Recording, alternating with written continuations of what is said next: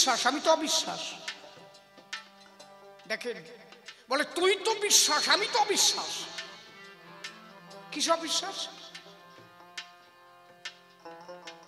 বলছি দেখ, তুই কতবার স্নান করিস, কত মন্ত্রতন্ত্র জপ করিস, আর আমি কি জানিস? আমি কুকুরের উচ্ছিষ্ট পেলে খাই, বেদ বিধি শৌচাচার নাহি মানি তাই। কুকুরের উচ্ছিষ্ট আমি খাই, কুকুরের খাওয়াত আমি খাই। আর তুই তো 3 বেলা স্নান করিস, তুই তো এত মন্ত্র, খাওয়ার সময় মন্ত্র করস, ঘুমের সময় মন্ত্র করস, বেদ বিধি শৌচাচার নাহি মানি তাই। আমার কাছে কোনো মন্ত্রতন্ত্র নাই। বলে আমার কিছু দরকার নাই, আমি মানুষ চিনিছি। বলে দশরা, এই শৌচতায় কারে পাওয়া যায়? ঈশ্বর প্রাপ্তি হয়? 3 বেলা স্নান করলে ঈশ্বর পাওয়া যায়? যার ভিতরটা পরিষ্কার না, তার বহিরঙ্গে কি হয়? বাহ্যিক অঙ্গ সাধু ত্যাগ করো, নিজে সাধু হও, মনটাকে সাধু করো। বাইরের মালা টিপা, হোটা কাটা, এতে সাধু হওয়া যায় না দশরথ। আচ্ছা যা, তুই যখন আমার কাছে আসছিস, আজকের থেকে তোর আর ওই জ্বরটা থাকবে না। একটা কাজ কর, কি ভিতর বাড়িতে তোর মা আছে, খালি ঘটনাটা শোন। ঠাকুর যদি তখন খালি দশরথের গায়ে হাত দেয়, দশরথ হাত দিলাম, যা, তোর জ্বর নাই আর নাই। রামকুমারের সঙ্গে, রামকুমারের বাড়ি গেল হরিচাঁদ ঠাকুর, রামকুমারের বাড়ি। ঠাকুর আগে হেঁটে আসছে, রামকুমার মাঝখানে, পিছনে আর এক ভক্ত রামকুমারকে সর্পে দংশন করলো। কথাটা বোঝো। রামকুমার বলল, বাবা আমার বাঁচাও, আমার সাপে কাটিছে। কই সাপ কই? পূর্ণিমা রাত, বছর যদি সাপ যায়। বলো তাহলে সাপ আমি ধরে আনি, ভয় পাস কেন? সাপ ধরে আনবো, ওই সাপ দিয়ে তোর বিষ উঠাবো। বলো বাবা ও ধরে আনে না, ধরে আনলে আমি আবার মরবানি, ও ভয় তো মরে যাবো। বলে তা কি করবো? কয় যে বিষের কিছু করো। বলে ডাক্তার, ও সাপ যাচ্ছে, যাক চল, ভয় নাই। দক্ষিণ আঙুলি দিয়ে পায়ে একটা টান দিবে। বলে যা, ও বিষ আর থাকবে না, চল চল চল। ওরা কান্দি যাই, ওরা কান্দি এসে রাত কাটালো, আসতে ওরা কান্দি এসে রাত কাটালো। সকালবেলা বললো কি, রাম কুমার কি, যে সাপটা তোমার কামড়ালো তার কি হয়েছে তুমি দেখবা না? বলো সেই সাপ আর খুঁজে পাওয়া যায়? বলো না, চলো পাবানি। সকালবেলা দুজন মিলে আসতে ওই মাঠের মধ্যে গেল। ঠাকুর বলে, রামকুমার খুঁজে দেখো তো সে সাপ কোথায় গেল। যেখানে কামড় মেরেছিল তার একটু পাশে দেখে যে সাপ টান টান হয়ে মরে পড়িয়েছে। রামকুমার বললেন, বাবা সাপ তো মরে গেছে। বলে মরবে না, তোমার মতো হরিভক্তের অঙ্গে আঘাত করেছে, সাপের খালি বিষ আছে তাই দেখছো? হরিভক্তের যে কত বিষ ও তো জানে না। জগতে হরিভক্ত সর্বশ্রেষ্ঠ। হরিবল হরিবল।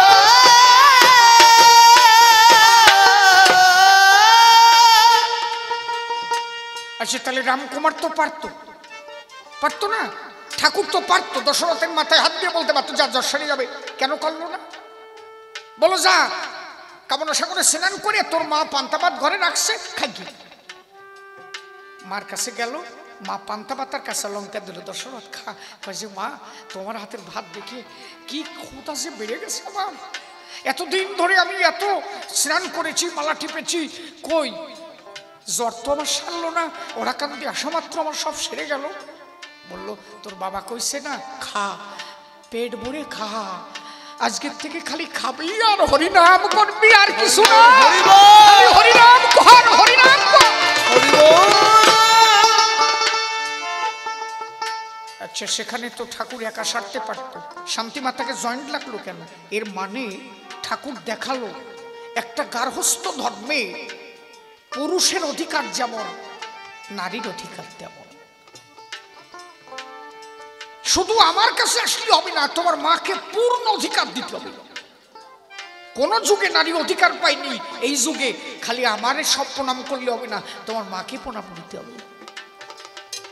আমার যতটুক ক্ষমতা তোমার মারও ততটুক, দুজন মিলে আমরা পূর্ণ। এমনি তো ঠাকুর আমার পূর্ণ ব্রহ্ম, আমি সেখানে বলছি না। গার্হস্থ্য ধর্ম সঠিকভাবে আচরণ নিজে করে জগৎকে শেখালো, সংসারে নারী পুরুষ দুজন মিলে একটা সংসার পরিপূর্ণতা পায়। তুমি তোমার মার কাছে খাও গে, রোগ সেরে গেল। সেই রোগ দশরথে সেরে গেল।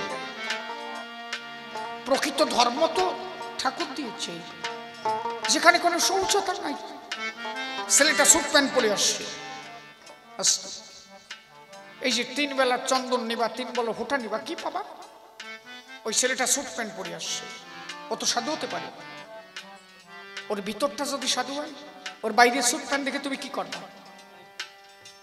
গুরুচাঁদ ঠাকুরের মাজা সমান চুল ছিল, চুল কাটে বাবরি শাক দিয়ে দিল। জান গুরুচাঁদ ঠাকুরের চুল আলা ছবি দেখছো কেউ? মাজা সমান চুল ছিল গুরুচাঁদ ঠাকুরের, চুল কেটে ছোট করে ফেল। ওরা কান্দির লোকজন বলল কি, ওই হরিচাঁদের সলটা খারাপ হয়ে গেছে, সে চুল টুল কাটিয়ে ফেলছে। ঠাকুর বললেন, কারো কথা কান দিয়ে না, আমি যে ধর্ম দিতে এসেছি দেখো। এই চুল টুল নিয়ে উচ্চ বর্ণদের মধ্যে বসলে ওরা আমাদের খারাপ ভাবে, তো তাই ছোট করলাম, পরিবেশ সুন্দর করলাম, ভালো ড্রেস পরবো, কোট পরবো, ভালো ধুতি পরবো, ওদের মধ্যে মেশবো, আমার বহিরঙ্গে ঐশ্বর্য ভাব থাকবে। আরে সাধু তো থাকবে মনের ভিতরে, ভক্তি রাখবি তোর ভিতরে, বাইরের এমন বেশ ধরবি ওই ব্রাহ্মণরা যেন তোরে ছোট ভাবতে না পারে, এইটা মাথায় রাখবি। ওই গামছা টামছা পরার এখন আর সময় নাই। বাইরে এত সুন্দর পরিবেশ রাখো তুমি, তোমাকে দেখে যেন কেউ ঘৃণার ছলে ফেলে না দিতে পারে। তবে যদি কেউ গামছা পরে, যারা পাগল হয়ে যায়, পাগল দেশে চলে যায়, তার ভাব তো আলাদা হয়ে যায়, সেখানে তো আর কোনো কথা থাকে না। কিন্তু গুরুচাঁদ ঠাকুর বললেন, বহিরঙ্গে ঐশ্বর্য ভাব, ভিতরে মাধুর্য স্বভাব। সাধু তুমি ভিতরে হও, বাইরে দিয়ে তোমার দরকারটা কি? কথা বোঝা যাচ্ছে না? তুমি স্যুট প্যান্ট পরে তো সাধু হতে পারে। ঘন ঘন স্নান করো, ঘন ঘন ডুব দাও, ঘন ঘন তিলক নাও, খালি 14 বেলা স্নান করবা, ভগবান হয়। তাই যদি হতো তাহলে অর্জুনকে দিয়ে ওই রোহিদাস মুসিরের নিমন্ত্রণ দিতে পাঠাতো না। এই কত বইটা গিয়ে আমি দেখি তো, স্নান করতেই তাহলে খাই। আমি মালদাক জায়গায় গানে গেছি, সেই বাড়ি থাকতে দিয়েছে আমার, উনি তো হাগিয়ে এসে কাছে স্নান করে আসেন। একটু পরে আবার স্নান করেছে, ভাই স্নান করে আসলে কাছে প্রস্রাব করতে গেছিল, আবার স্নান করেছি, স্নান করে আসলে কাছে খাতে গেছিলাম, 15-20 বার স্নান করলো। পরের বার পৌষ মাসে গান হয়েছে 20 তারিখ, পৌষ মাসে গানে গেছি। ও মা, এবার হাগিয়েও স্নান করে না, মুতিও স্নান করে না। গোসাই সে স্নান গেল কোথায়? কাজে শীত যা পরিছে মরব নাকি? এই ভাবভঙ্গিতে ভগবান হয় নাকি? এই স্নানে কি আসে যায়? তোমার বিশুদ্ধ তো তোমার ভিতরে। আগে মনটাকে পবিত্র করো, তবেই তো তুমি সাধু। আমার বিচরণ, হ্যাঁ আমার বিচরণ গুড় জুড়ি মাথায় নিয়ে ঘুরে বেড়াতো, ওরা কারণ দেখি। আর গুরুচাঁদ ঠাকুর ফাঁস দিয়ে ঘুরে বেড়াতো। বিচরণ কত কেউ বা আমার কাছে আসো কেন, আমার গুড় জুড়ি মাথায় কত গন্ধ। গুরুচাঁদ ঠাকুর বলতো, বিচরণ রে, তোর ওই সৎ চরিত্রের গুণের দ্বারায় গুরুগন্ধ তোর কাছে নাই রে। সন্তান আর বাবার কাছে কোন গুরুগন্ধ থাকে না, সব পরিষ্কার হয়ে যায়। তুমি তোমার বাবার কোলে পায়খানা করো নাই? তুমি তোমার মার কোলে প্রস্রাব করো নাই? তা তুমি তোমার মার কোলে যখন প্রস্রাব করেছিলে, তোমার মা কাপড় ফেলে দিয়ে তোমার কোলে নেয় নাই? ফেলে দিয়েছিল কি? ভগবানকে যদি নিজের বাবা ভাবতে পারো, হরিচাঁদকে যদি ভাবো উনি আমার নিজের বাবা, আমার পরম পিতা তিনি, শান্তি মাতা আমার পরম মাতা তিনি, তুমি পায়খানা করলেও তোমার পরিষ্কার করে কোলে তুলে নেবে, কারণ সে তোমার পিতা। শুধু কি জানো, খালি একটু প্রেম দরকার, তারে ভালোবাসা দরকার। সে ভালোবাসার মধ্যে যেন প্রেম থাকে, সে তো আর কিছু চায় না, খালি প্রেম চায়। যোগী ঋষি দিবানিশি সাধন করে মনে বসি থাকি অনাহারে, পায় না দেখা বাঁকা সখা যতদিন না প্রেম সংসারে। আমার অশ্বিনী বলেছে তাই, যে পারে কানতে সে পারে আনতে, যার চোখে জল নাই সে তারে আনতে পারে না। যত পারো শুধু কান্দ তার জন্য। হরিমা হরিমা হরিমা।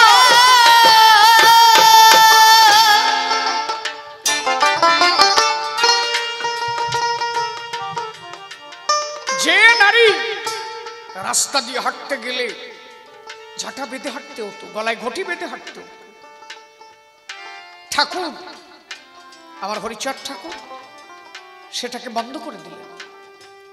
কবে? যেদিন দশরথের বাড়ি আমার ঠাকুর দেখো যায়,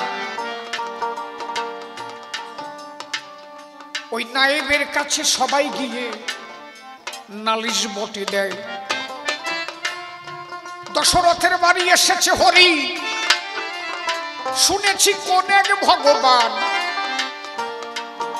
তার মধ্যে নাই নারী পুরুষের কোনো জ্ঞান। সবাই মিলে কলে কোলাকুলি, হরি বলে ঢলাঢলি করে, নালিশ দিয়ে সে নায়েবের কাছে। নায়েব এলো দেখিবারে, নায়েব দেখতে এসে দেখে গো দশরথের ঘরে ভিতরে নারী পুরুষ একত্র মিলেমিশে হরিনাম তারা করে। এমন মুহূর্তে নায়েব ঢুকেছে, ঠাকুরের কাছে ঠাকুর করে।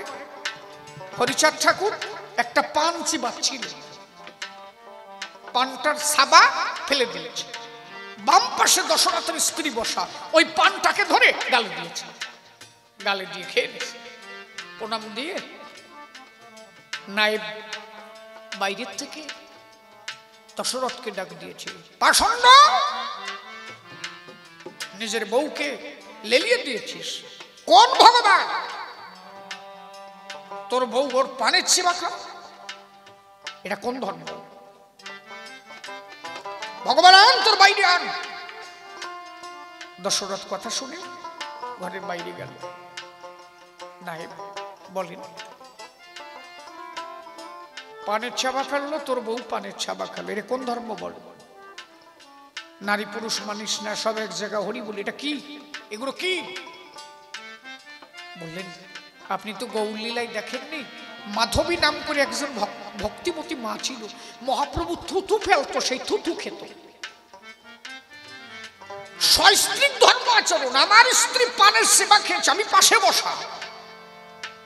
ও যদি একা একা কিছু করত আপনি বলতে পারতেন, আমি নিজে পাশে বসে আছি, ও পানের সেবা খেয়েছে, আমার ঠাকুরের অধরামৃত পেয়েছে, ওর ভাগ্য ভালো। আমি তো চোখের জল ফেলাচ্ছি যে আমি কেন একটু ভাগে পেলাম না। এই ধর্ম করিস তুই? পাষণ্ড। পায়ের থেকে জুতো নিয়ে 10খানা বাড়ি দিল। এই কথা কই না, ভালো কথা বলছি, চুপ করে শোনো। পায়ের থেকে জুতো নিয়ে 10খানা বাড়ি দিল। মারবে তো ঠাকুর রে, মারিছে দশরথ। দশরথ বলছে, আমার ঠাকুরের গায়ে হাত দিল না, আমার মেরে ফেলে, আমার ঠাকুর যেন ব্যথা না পায়। জরিমানা কত? 10 টাকা। দশরথ তাড়াতাড়ি স্ত্রীকে বললেন, ঘরের থেকে 10টা টাকা দাও। আমাদের কপাল ভালো, 10খানা মেরেছে তো দুঃখ নাই, 10 টাকা জরিমানা তো দুঃখ নাই, হরিনাম করতে তো বারণ করে নাই। এই 10 টাকা দিয়ে যদি হরিনাম করতে পারি তাহলে দাও, দিয়ে দাও, আরো 10 টাকা বেশি দাও, হরিনাম করতে হবে, হরিনাম হরিনাম।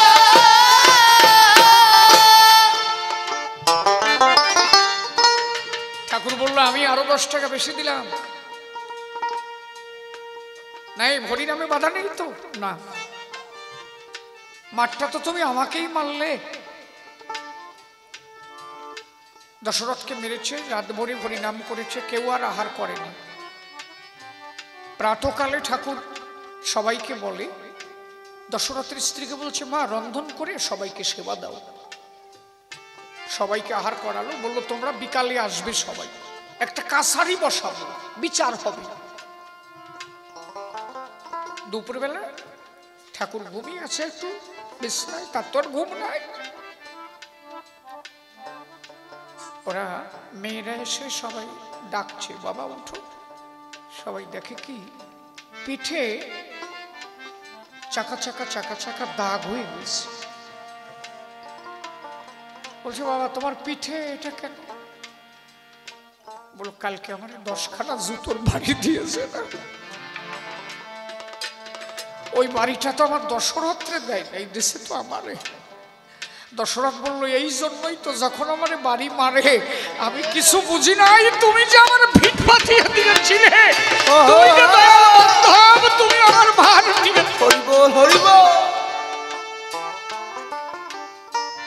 ঠাকুর বললেন দশরথ এর বিচার করতে হবে না? বিচার হবে। 3টে বালিশ, পরপর 3টে বালিশ পাতা, 3টে বালিশের পরে একটা বিছনার চাদর। কোন একটা মেয়েকে দেখেন, এই যে নারীর অধিকার, যে মুহূর্তে নারীদের রাস্তায় চলতে হতো ঝাঁটা বেঁধে, সেই মুহূর্তে হরিচাঁদ ঠাকুর 3টে বালিশ দিয়ে একটা বিছনার চাদর বলে কোন একজন মাকে বসিয়ে দিল, তুমি বিচার, তুমি বিচারক জজ, আমি নালিশ জানানো মালিক। কাউকে মুক্তা, কোনো মেয়েকে মুক্তার বানালো, কেউ উকিল, কেউ মুক্তার, সবাইকে বানালো। ঠাকুর করজোরে যাকে বিচারক বানিয়েছে তাকে বলছে, হুজুর কালকে যে ঘটনাটা ঘটে গেল, আমাকে আঘাত করা হলো, আমি এর শাস্তির দাবি জানাই, সঠিক বিচার করা হোক। এখন মেয়েটা তো বিচারক সেজেছে, মেয়েটা বলছে সাক্ষী কারা? যে মেয়েগুলো উকিল টুকিল আছে তারা বলছে আমরা সাক্ষী আছি, ঘটনা সত্য। সাজা কি? বললো সাজা সব অংশে ধ্বংস হয়ে যাবে, ওর কেউ জীবিত থাকবে না। নাইবের সারা গায়ে কুষ্ঠক ব্যাধি হবে, আঙুল খসে খসে পড়বে কালকের মধ্যে। এই কথা বলিস না। আর কি? ওর বাড়িতে যা কিছু আছে অগ্নি সংযোগ হয়ে যাবে, সব পুড়ে ছাই হয়ে যাবে।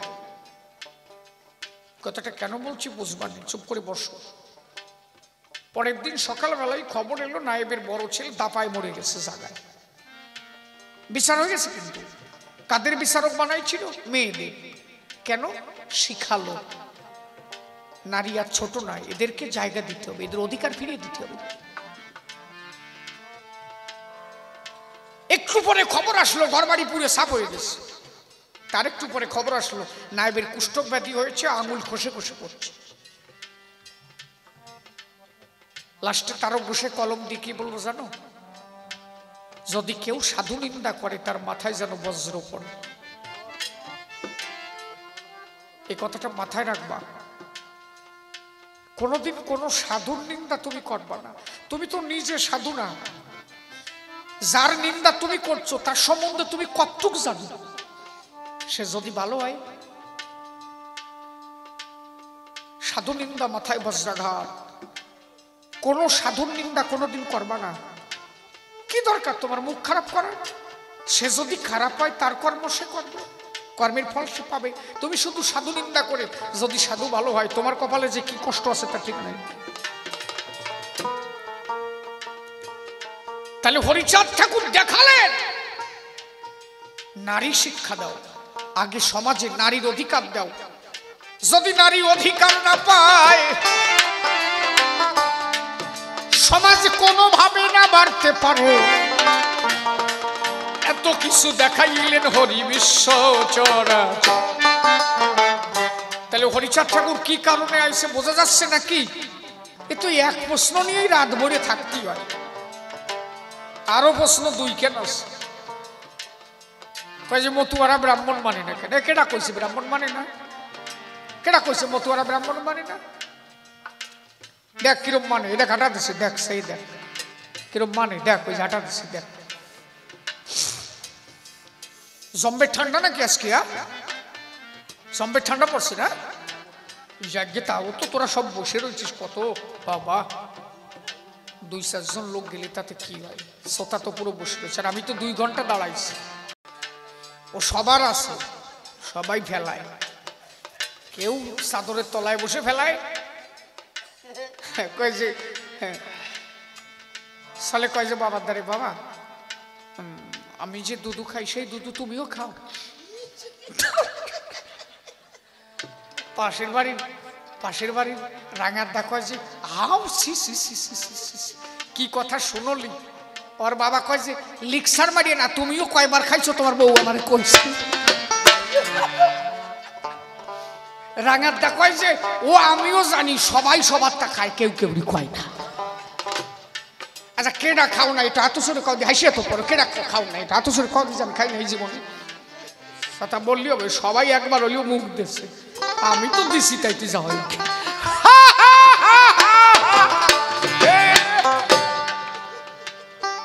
আরে তোকে কথা কই নি, তোরা বিয়ে হচ্ছিস নাকি? তাই সাতা তোরা তো বিয়েই করিস, তোরা মুখ দাইস কি? মা সত্যি কথা কইছি না মা? হরিবল হরিবল, জায়গা পাই নাই না, বললাম না মাঝে মাঝে একটু ডোজ না দিলি থাকবে না। তাহলে মতুয়ারা ব্রাহ্মণ মানে বাউন মানে না। ব্রাহ্মণ কারে বলে? 9টা গুণের গুণী হলে তারে ব্রাহ্মণ করে। সম দম তপ শৌচ খান্তি রাজ্য মে বচ জ্ঞানাং বিজ্ঞানাং মস্তিকম ব্রহ্ম কর্ম সবজ, যিনি সবাইকে সমান ভাবেন, তাহলে সম মানে সবাইকে সমান ভাবে, দম মানে যিনি রিপুগুলোকে দমন করেছেন। আসতে আমার কথাগুলো শোন, এই যে আমাদের মধ্যে কিছু ভুল করে, আজকের আমার এই মীমাংসাটা দিতে হবে পূর্ণভাবে, তাতে রাত যদি 1টাও বাজে কিছু করার নাই, 1 আসরে গান শেষ করে দেবো, 2 আসর আর হবে না।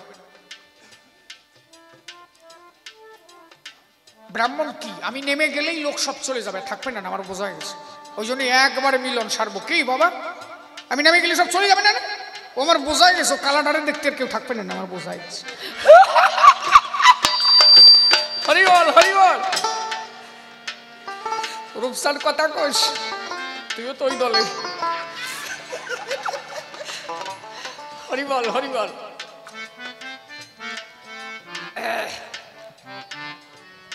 মতুয়ারা ব্রাহ্মণ মানে বাউন মানে না। ব্রাহ্মণ কোনো জাতিভিত্তিক হয় না, ব্রাহ্মণ কোনো জাতিভিত্তিক নয়। ব্রাহ্মণ হচ্ছে গুণগত, গুণগত হিসাবে ব্রাহ্মণ হয়, গুণের অধিকারী। গয় রস্যু ন গুণ, গয় দীর্ঘ ন গুণ, এই 2টো গুণ। 1 গুণ মানে হচ্ছে চরিত্রের গুণ, আর 1 গুণ মানে হচ্ছে সুতোর গুণ। ওই যে বুড়ো বুড়ি সুতো সেলাই করে না, এই 1 গুণ সুতো উঠতে কয় না, এই হচ্ছে সুতোর গুণ। আর একটা গুণ হচ্ছে চরিত্রের গুণ। ওরে ওরে গদার সলটা যে কি গুণ রে, এইটা হচ্ছে চরিত্রের গুণ। তাহলে যিনি 9খানা চরিত্রের গুণের অধিকারী হবেন, সমান, সবাইকে সমান ভাববেন, যার কাছে ছোট বড় ভেদ বৈষম্য নাই। দেখবা বাউন বাড়ি যাবা, কোন নম যদি যায় সেই জায়গা ওরা গোবর ছড়া দেয়, তাহলে ওইটা বাউন হতে পারে নাই, তাহলে তোমার সমান ভাবতে পারে না। আমি তাকে সালাম জানাই, তাকে শ্রদ্ধা করি, যিনি মানুষকে মানুষ বলে ভাবে, মানুষকে অবহেলা করে না। সেরকম মানুষ দরকার। তো চরিত্রের গুণের অধিকারী হতে হবে 9খানা। মতুয়ারা তারে মানে, তাদের দিয়ে মতুয়ারা কাজ করায়। এবার সে কারা? গাড়ি পইতে দিলেই সে হবে নাকি? সে যে কোনো একজন গোসাই হতে পারে, যে কোনো মতুয়া হতে পারে, যে কোনো একজন বৈষ্ণব হতে পারে। আমি একটা কথা বলি আপনাদের, জেনে রাখেন, নবদ্বীপ মায়াপুরে কোন বৈষ্ণব যদি দেহত্যাগ করে, তার শ্রদ্ধার কাজ কোন বৈষ্ণব দিয়ে করা হয়, ব্রাহ্মণ দিয়ে করা হয় না কিন্তু। আচ্ছা, সেখানে বৈষ্ণবরা বিরোধিতা করেন না কেন আপনারা, যে ব্রাহ্মণ দিয়ে কেন করানো হলো না, বৈষ্ণব দিয়ে কেন করানো হলো? সে বৈষ্ণব তো নবশূদ্র হতে পারেন, সে বৈষ্ণব তো কপালীর ঘরে হতে পারেন, কিন্তু ঘোষের ঘরে হতে পারেন না। ওখানে জাতিভিত্তিক কিছু না, তিনি একজন মহা বৈষ্ণব, এটাই দেখা হয়। তাহলে তাই যদি হয়, তাহলে একজন মতুয়া মারা গেলে, একজন বিশুদ্ধ মতুয়া দিয়ে কাজ করলে আমাদের মধ্যে এত ভেজাল বাঁধে কেন? আমার এই জাত যে কবে মানুষ হবে তা ঠাউরি জান। একজন বৈষ্ণব মারা গেলে বৈষ্ণব দিয়ে কাজ হলে কোনো সমস্যা নাই, কিন্তু একজন মতুয়া মারা গেলে যদি একজন মতুয়া কাজ করতে আসে আর এক মতুয়া যাইয়ে ভেজাল বাঁধায়, কে ফেলাইছে? সে মনসার মতো হুসানি ওঠে কেন? বিষয়টা কি? তার বাবা মারা গেছে, সে মতুয়া দিয়ে কাজ করাবে না কারে দিয়ে করাবে? করাক না, এটা তার পার্সোনাল ম্যাটার। তার বাবা তো নিজেও বলে যেতে পারে যে আমার একটা মতুয়া দিয়ে কাজ করাস। বিশুদ্ধ কাজ তো তাই একজন আদর্শবান ব্যক্তিকে দিয়ে কাজ করানো, তিনি যেন বৈষ্ণব হন, নইলে একজন বিশুদ্ধ গোসাই কি বিশুদ্ধ মতুয়া হন। কারণ মানুষ তো শ্রাদ্ধ হয় না, মানুষের হয় শ্রদ্ধা। আর এরা বাবা মরে গেলে শ্রাদ্ধ করতে হবে। তোমার বাবার শ্রাদ্ধ তুমি করতে পারো? শ্রাদ্ধ মানে সে গালাগালি। দুই বিটি যদি গন্ডগোল বাদে দেখবা তোর গোষ্ঠী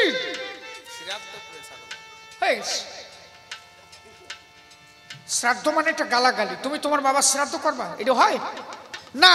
তুমি কি করতে পারো? তোমার বাবার নামে শ্রদ্ধা দান করতে পারো। কি শ্রদ্ধা? আত্মার মরণ হয় না, যে আত্মা পরমাত্মার কাছে আশ্রয় পায়, কর্ম অনুসারে তার ফল ভোগায়। ওই 52 লাখ লাখ টাকা খাওয়ালি তোমার বাবার আত্মার সাজা কম হবে? কেডা কইছে তোমার?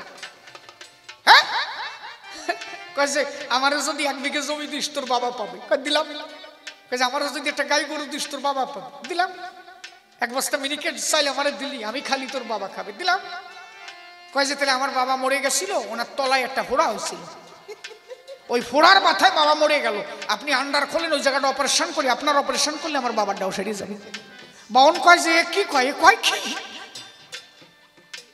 তা যদি না হয়, কথা বুঝছো, তাই যদি না হয়, মিনিকেট চাল নেওয়ার সময় তো ভালো না। ব্যাপারটা কি? তোমরা ইয়ং গুরুগারা যারা ভালো বুঝতেছো তো নাকি? কথা বুঝো, কিন্তু এই ভেজালের মধ্যে থাকবা না মোটে। তোমরা শিক্ষিত হইছো, ওই হাফিজ আমি আমরা শুনবো কেন? এইবার যদি বলো পুত্র কাজ করে কেন, হ্যাঁ পুত্রের কাজ করতে হবে। একজন বিশুদ্ধ বিশুদ্ধ বৈষ্ণব কি গোসাইকে করতে হবে, কিন্তু তার মধ্যে কোনো চাওয়া পাওয়া থাকবে না। যদি কোনো মতুয়া এসে তোমার কয় যে 3 খান কাপড় দাও, আমার 1 বস্তা চাল দাও, মনে করবা 52-এর উপরে মাল আইছে, যারা ওটারও তালি বাড়ির ধারে আনিয়ে না। কি কইছো বাবা? এইরকম লিস্ট দেখছি এখন আমি দেখতেছি, ওটা তাহলে ওই 52-এর উপরে, ওটার মোটে বাড়ির ধারে আইবে না। যিনি কাজ করতে আসবেন, তুমি তো সবকিছু জানো না, হয়তো তোমাকে জানানো হবে, কাজ তোমার করতে হবে। কি দিয়ে কাজ করবা তুমি? তোমার দেহর সঙ্গে তোমার বাবার একটা দেহের কানেকশন আছে। মায়ের 4, পিতার 4, গুরুদেব 10, 18 বোকাম তত্ত্বে ফেরে মরস। আমার বাবার পিতৃসত্তা ঝরে পড়েছিল মায়ের ধারে, মায়ের রজ পিতার বীর্য একাধারে যখন গেল মাতৃ জঠরে জাইগোট গঠিত করেছিল।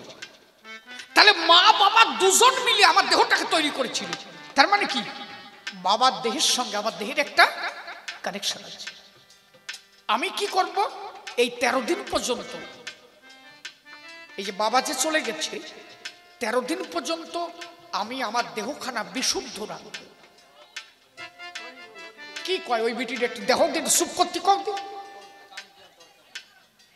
এই 13 দিন পর্যন্ত দেহখানা বিশুদ্ধ রেখে ব্রহ্মচর্য পালন করতে হবে।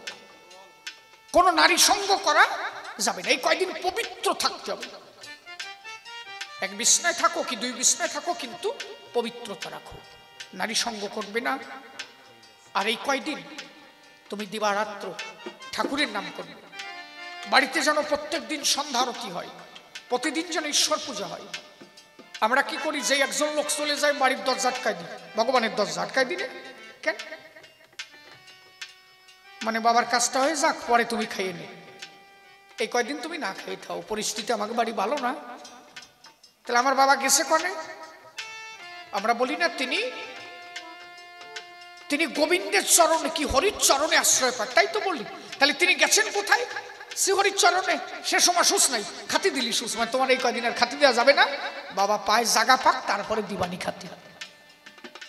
কত বড় বেতাল কথা না। আচ্ছা, তা তুমি তো 13 দিন পুজো দিচ্ছ না। তুমি যখন তোমার বাবার কাজ করার জন্য আহার করছো, তুমি তো কিছু খাবা। তুমি তো 13 দিন না খেয়ে থাকতে পারবে না, পারবা কি? খাবা তো কিছু, ফল টল খাবা। তা ফল নিয়ে হাতে তুমি তো বলো ঠাকুর তোমারটা তুমি নিও। আচ্ছা, তাই যদি কও, তাতে ঠাকুরকে দেওয়া হয়ে যায়। তাহলে পুজো দিলে সমস্যাটা কি? কথা আমার বোঝা যাচ্ছে নাকি? তাহলে পুজো দিলে সমস্যা কি? আমি যখন খেতে যেয়ে বলছি হে গোবিন্দ তুমি তোমারটা নিও, তা গোবিন্দ সেবা তো দেওয়াই হয়ে গেল, তা পুজো দিলে সমস্যাটা কি? না, যত ঝামেলা মন্দিরে গেছে। এই কয়েকদিন বেশি করে কেন ঈশ্বরকে ডাকতে হয় তুমি মনে রাখবা। 13টা দিন, 14 দিন, 15 দিন, 16 দিন, দিন যত বাড়ে তত সংসারে যে একজন মানুষ ছিল, মানুষ ভুলতে ভুলতে ভুলে যায়। কয়জন মানুষ মনে রাখে ভাবতে পারো? কে মনে রাখে? আমার বাবা চলে গেছে, আমি দিন অন্তে একবার মনে রাখি? মনে রাখি না, কারণ এটা প্রকৃতির নিয়ম, ভুলে যাবেই।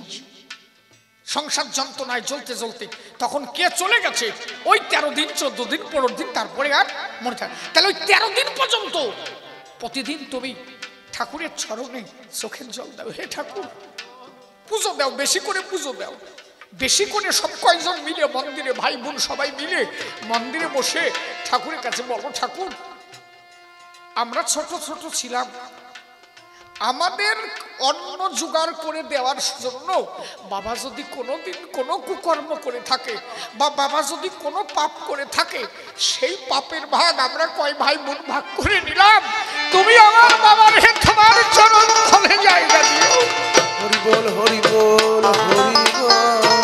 তোমার চোখের জলে শ্রীহরির চরণ ভিজে যাবে, কারণ তোমার দেহের সঙ্গে তো বাবার দেহের কানেকশন ছিল।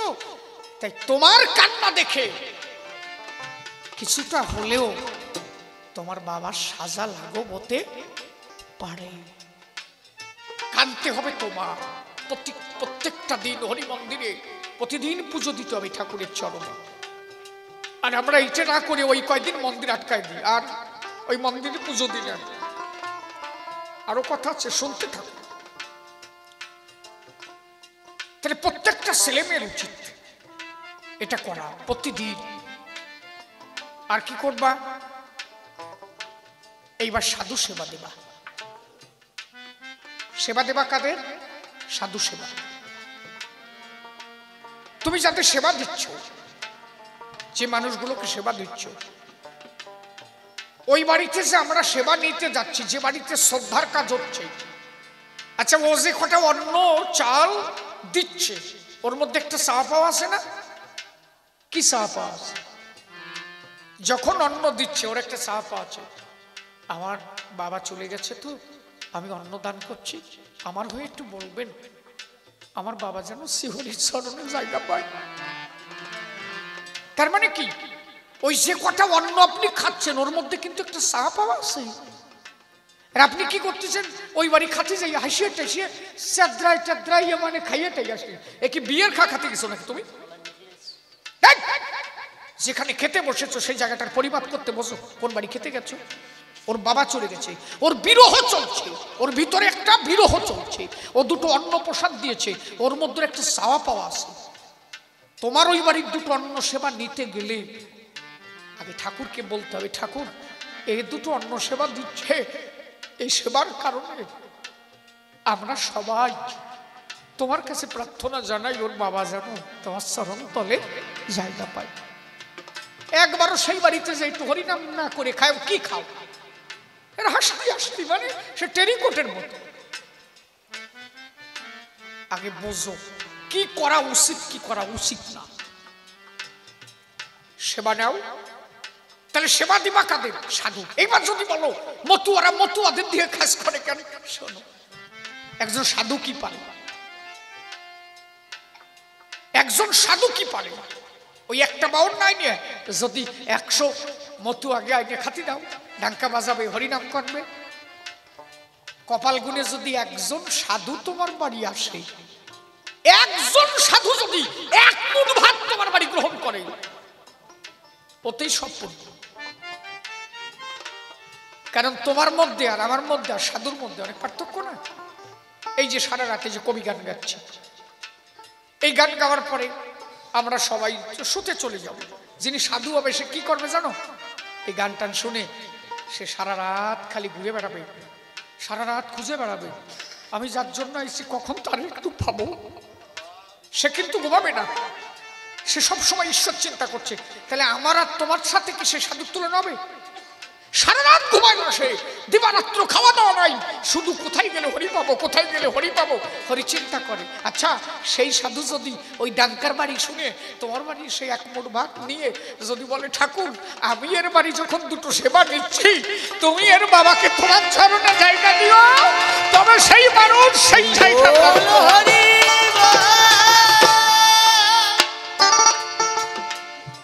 এই জন্য সাধু সেবা দাও, মতুয়া দিয়ে কাজ করাও। একজন সাধু সেবা হয়ে গেলে আর কিছু থাকে না। মতুয়ারা ব্রাহ্মণ মানে সেই ব্রাহ্মণ মানে যারা প্রকৃত মতুয়া। প্রকৃত মতুয়া হলে ব্রাহ্মণ হয়ে যায়, প্রকৃত বৈষ্ণব হলে তারা ব্রাহ্মণের উপরে, প্রকৃত মতুয়া যা। আরে ব্রাহ্মণ তো 9খানা গুণে, একজন মতুয়া হলে কত গুণের অধিকারী হয় তার কোনো খবর নাই, অনন্ত গুণের অধিকারী হয়। এই জন্য দাঁড়াইয়া বলি আমি ধর্মসভাস্থান, মতুয়ারা ব্রাহ্মণ মানে অন্য মানে না। তাহলে প্রকৃত মানুষের মূল্য মতুয়ারা সবাই তারা দেয়। এইবার যদি বলো বংশগত ভাবে আমরা ব্রাহ্মণ সবাই, যদি বলো ওদের ওই যে পৈতে আছে ওরা তো বংশগত ভাবে পায়, আমার বাপ দাতারা করেছে আমরা কেন করব না, এরকম আছে না? কয় যে কি আমার বাবা করে গেছে, হ্যাঁ তাই না করলে কেমন হয়? তোমার বাবা কোনোদিন প্রাইমারি স্কুলে যেতে পারে না, তুমি হাই স্কুলে যাও কেন? বাড়ি বসে থাকবা যে আমার বাবা কোনোদিন স্কুলে যাই নাই, আমরাও যাবো না, পারো না? না না ওই জায়গাটা সমস্যা আছে না, তা হবে না। আরে বাবা বাউন আনতো কেন? বাবারও তো বোধ তখন ছিল না, অত শিক্ষিত কেউ ছিল না, এত স্টাডি কি, এরা গ্রন্থ পড়তে পারতো না, এদের অধিকার ছিল না। কিসের মধ্যে কি ছিল? এখন এগুলো উদ্ঘাটন হচ্ছে কেন? আমার সমাজের মানুষ শিক্ষিত হচ্ছে তাই। যত দিন যাবে যত শিক্ষিত হবে তত এরা ভালো মন্দ বুঝতে পারবে। আগে আমার বাপ দাতারা এত বোঝে নাই। আমার বাবা বসা পাতিছে, আমার বাবা মাছ ধরিছে, আমি শিশির কবি গান গাই। আমি যদি ভাবি যে আমার বাবাও বসা পাচ্ছে আমিও বসা পাইতে পারি, তাই ভাবে না। পরিবর্তনশীল যুগ, যখন যা তখন তাই। তোমার এখন নিজে ভাবতে হবে। আর যদি বলো বংশগত ব্রাহ্মণ, আমরা বংশগত ব্রাহ্মণ। যদি বলা হয় নবশূদ্র না ব্রাহ্মণ, হ্যাঁ নবশূদ্র ব্রাহ্মণ। তোমার গোত্র কি কও? কি গোত্র? নবশূদ্র যারা কি গোত্র? কাশ্যপ গোত্র। তো কাশ্যপ গোত্র কেন জানো? যদি বলো যে আমরা ব্রাহ্মণ, বংশগত অনুসারে প্রমাণ দাও, আমরা আর কাউরে আনবো না, তাহলে তোমরা নিজেদের কাজ নিজেরা করতে পারো, তোমরা ব্রাহ্মণ। যদি সেইভাবেও মানো, ব্রহ্মার পুত্রের নাম ছিল মরীচি, মরীচির পুত্রের নাম ছিল নমস্মুনি।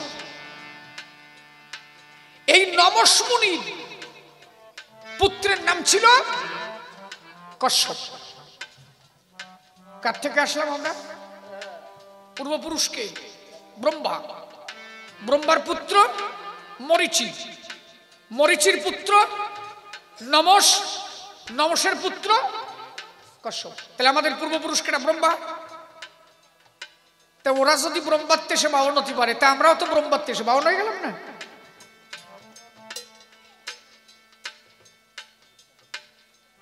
তাহলে ব্রহ্মার পুত্র মরীচি, মরীচির পুত্র কশ্যপ, কশ্যপের পুত্র নমস, তাই তো? এই নমস মুনির দুইজন পুত্র ছিল, উরুবান আর কীর্তিবান। এই উরুবান আর কীর্তিবানের বংশজাত যারা আমরা নমশূদ্র। এটা বৃহৎ কাহিনী, এই সংক্ষেপে বলা যাবে না, আমি ছোট করে বললাম। তাহলে কি আমাদের পূর্বপুরুষ ব্রহ্মা, ব্রহ্মার থেকে আমরা এসেছি। ব্রহ্মার পুত্র মরীচি, মরীচির পুত্র কশ্যপ, কশ্যপের পুত্র নমস, নমসের দুইজন পুত্র উরুবান, কীর্তিবান। এরা শিলিগুড়ি চলে যায়। শিলিগুড়ি সীমান্ত নামক এক রাজা ছিল, সেই রাজার দুই কন্যা শিপিকা, সপত্রিকা, তাদের বিয়ে করে। সেখান থেকে যে বংশ আসে তারাই নমশূদ্র নামে পরিচিত। তাহলে আমরাও ব্রাহ্মণ, বোঝা গেল। তাহলে নিজেদের কাজ আমরা নিজেরা করতে পারি, তাহলে আমরা ওগুলো আনবো কেন? আনার দরকার নাই। এরপর থেকে মতুয়া দিয়ে আমরা সবাই কাজ করি আলব, একবার প্রেমানন্দে বদন হরে হরি গুণ গাব। এইবার যদি মূল কথায় আসে, এখনো শেষ হয় নাই, বললাম না একবারে মিলন দিয়ে যাব। বিষয়টা হচ্ছে পুরোহিত দর্পণে একটা জায়গায় পরিষ্কার লেখা আছে, ওদের সার অংশে দেখবে। এটা কিন্তু যে বাউনে আসে ওরা কিন্তু বলে না, পরিষ্কার পুরোহিত দর্পণে লেখা আছে। ওরা যে পুরোহিত দর্পণ মেনে শ্রদ্ধার কাজ করায়, ওখানে পরিষ্কার লেখা আছে, যে বাড়িতে আপনি, যে বাড়িতে হরিনাম না হবে, যাগ যজ্ঞ তর্পণ যা কিছু করেন সব বৃথা। আপনার বাবা চলে গেছে, আপনি যত যা কিছু করবেন কোনো কিছু ঠিক হবে না যদি সেই বাড়িতে হরিনাম না হয়। 1001 পেজে পুরোহিত দর্পণে 1001 পেজে পরিষ্কার লেখা আছে। লেখা আছে কি, যে কোনো বাড়িতে কোনো মানুষ দেহত্যাগ করলে সেই বাড়িতে যা কিছু করা হোক না কেন, হরিনাম ভিন্ন সমস্ত কর্ম বৃথা। আচ্ছা, তাহলে আমরা মতুয়ারা কি করি? আমরা মতুয়ারা যে বাড়ি শ্রদ্ধার কাজ করি, হরিনাম করি তো নাকি? তাহলে এক হরিনাম করলে যদি সব হয়, ওরা লিখে গেছে তাই, তাহলে মতুয়া দিয়ে কাজ করলে মতুয়ারা তো হরিবল খায়, এতেই আনন্দ, এখানেই সর্বপুণ্য পায়।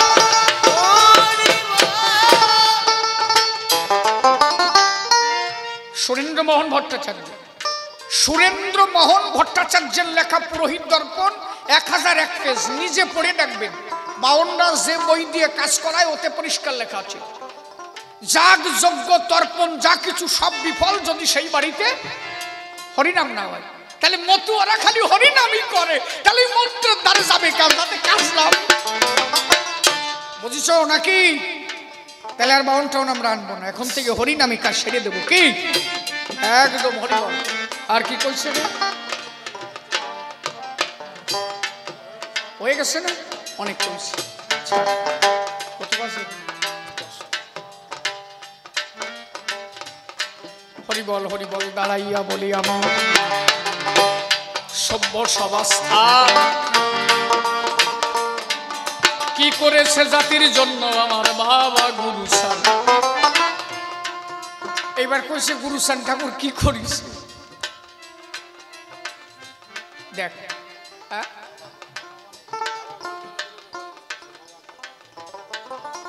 গুরুসান ঠাকুরের বাবা কবে না, কারে বাবা কবে? একজন জন্ম দেয় তাকে জন্মদাতা বলে, তিনি এক পিতা, যিনি লালন পালন করে তিনি আর এক পিতা। গুরুচাঁদ আমার জগৎ পিতা,